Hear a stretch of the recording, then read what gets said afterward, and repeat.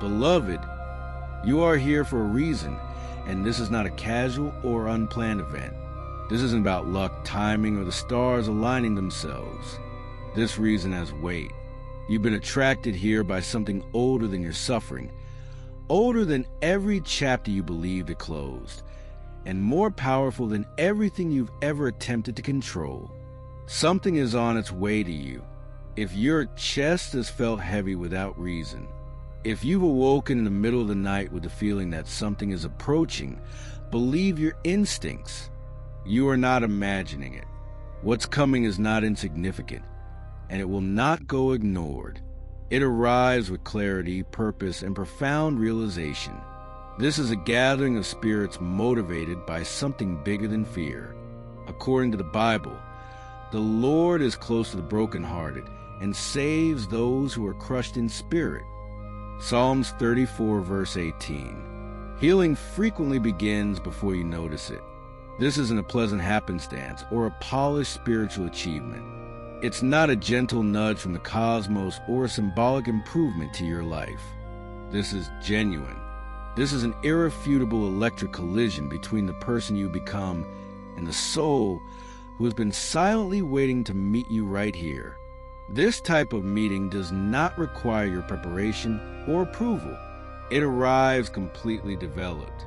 When that happens, everything else falls into place around the truth. You've been doing something unusual, something that many people would never attempt. You stopped pretending to be okay when you weren't. You stopped putting your heart in the hands of those who didn't know how to handle it properly. You stopped bargaining your value because you wanted to feel selected or protected. And no, it was neither neat nor elegant. This was hardly a nice wake-up surrounded by brightness. You were digging your way out of myths that degraded you, peeling away the layers that kept your spirit stifling. You sobbed alone in the parking lot. You held your breath in closed restrooms. You were the one who kept everyone else together while silently falling apart yourself.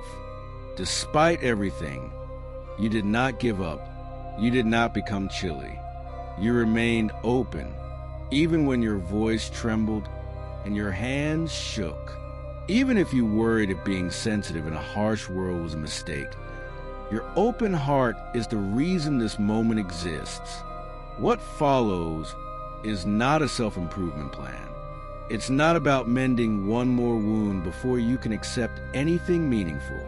You've already been deep in the muck, confronted with the anguish you thought would destroy you. It did not. It refined you. Scripture tells us to trust in the Lord with all your heart and lean not on your own understanding.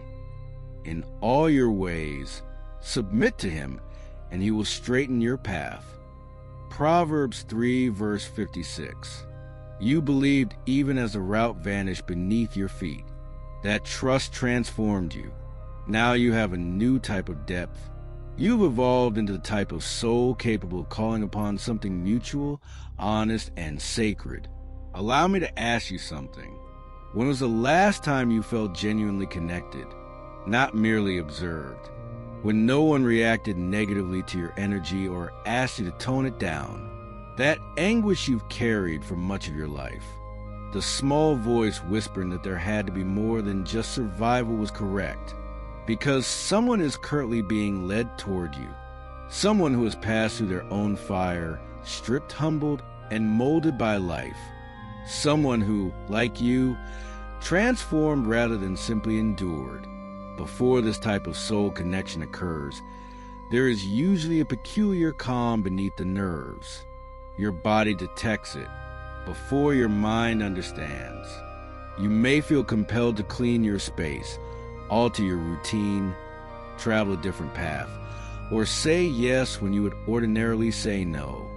You could catch your reflection and notice something old gazing back, as if you've been preparing for this moment for more than a lifetime. Scripture says, "Place me like a seal over your heart, for love is as powerful as death." Song of Solomon 8:6. You've relinquished what almost was. You've let go of the love that taught you to beg for crumbs. now that you fulfilled your promise. I will not bargain with my worth. The collision begins, not as a test or a lesson, but as a heavenly reaction. So, how does it actually appear when two souls collide? It makes no grand entrance with pyrotechnics or theatrical gestures. At first, it did not feel like a movie scene. It arrives gently. It manifests as calm, realization, or a moment in which your body softens before your brain catches up.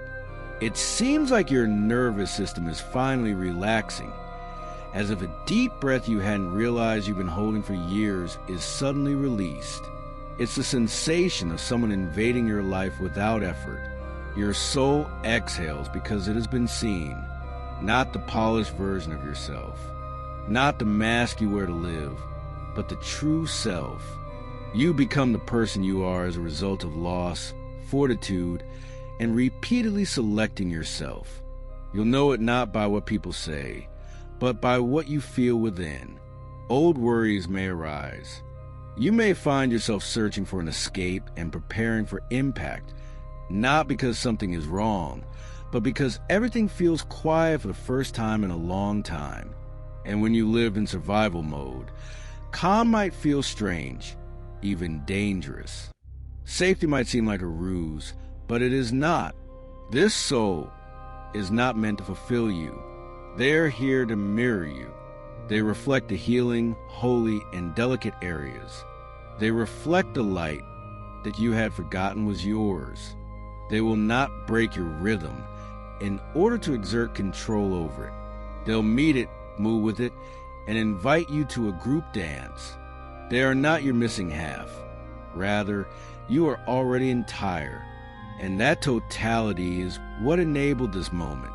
Let this be apparent. This isn't about finally being prepared. The divine does not await completion. It waits for alignment. Alignment does not come from appearing to be okay, being too kind, or becoming everything to others. It is not derived from another self-help book or an affirmation spoken out of fear. Alignment is born when you stop leaving yourself behind. When you say, I don't know where this path leads, but I trust myself enough to walk it. Something changes when you start showing up for yourself with honesty and compassion. This is when the invisible clock starts to move. Now you're feeling the tug of something substantial. Some of you may experience this collision via a person, a relationship that seems curiously familiar, as if you've known them for far longer than this lifetime. Someone who not only understands you, but also feels the same profound anguish you've been carrying quietly for years. For others, it may begin as a route, a calling, a location, or a decision that sparks something inside you, a moment when your whole existence murmurs, this is it.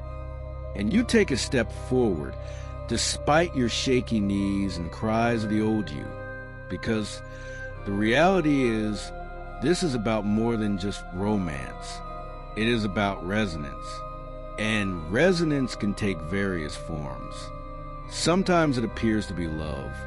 Sometimes it feels like purpose.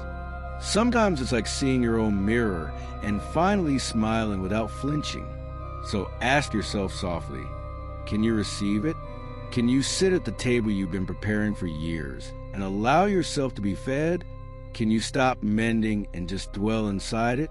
Can you stop auditioning for love and accept that you already belong? Can you sense things becoming lighter now? Not because life will never be difficult again, but because you've already overcome everything that almost destroyed you. This soul collision will not improve your life. It will magnify it. It will meet you in the depths where you have already encountered yourself. And if you've recently been kinder to yourself and more patient and compassionate toward the parts of yourself that used to feel unworthy, you're already getting ready. Even when it does not appear to be progress, even when your hands quiver and your voice cracks in prayer, this is what alignment looks like. Regardless, I'll show up, choosing gentleness in an environment that promotes hardness. Trusting even when you cannot see 5 steps ahead. As Scripture tells us, the Lord orders a decent person's movements and delights in them. Psalm 37, verse 23. You are being led right now. Remember this as well. Come to me, all who are tired and burdened, and I will give you rest. Matt 11:28. Rest does not come once you have proven yourself. It is something you are invited to. So, when it arrives, don't question your worthiness. Don't shrink to stay comfy. Don't persuade yourself that you need a little more time to recuperate before opening your arms. Just breathe. Just feel. Just received. The door has opened not because you deserved it, but because you became it. This is your moment. The only thing left is to confront it totally, honestly, and without apologies. It's going to be lovely. Let it be. Thank you for being here and remaining present in this moment. If this message connected with you, if you felt anything soften or settle inside your chest, please leave an amen in the comments. Allow for a quiet acknowledgement for yourself rather than for anybody else. A method of stating, I'm open, I am listening, I'm letting the next chapter find me. If you feel directed, forward this message to someone who may be on the verge of the same understanding. Someone who needs to realize that they no longer have to struggle to be picked. And if you want to continue on this route with us, remember to subscribe. You are not waiting for a sign right now. You're not reaching or chasing.